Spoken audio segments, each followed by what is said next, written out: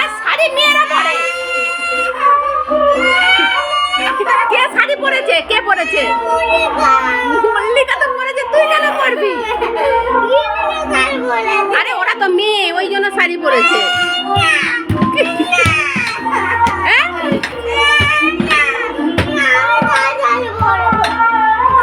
শাড়ি পরতে পাঞ্জাবি আর একটা ড্রেস পরিয়ে দেবো। চলো ছেলেদের শাড়ি পরতে নেই।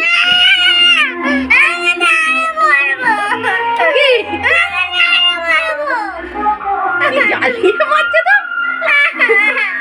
চল ওরা মেয়ে, তোকে আর একটা ভালো ড্রেস পরিয়ে দেবে। এই তো পুষ্পাঞ্জলি দেবে তো।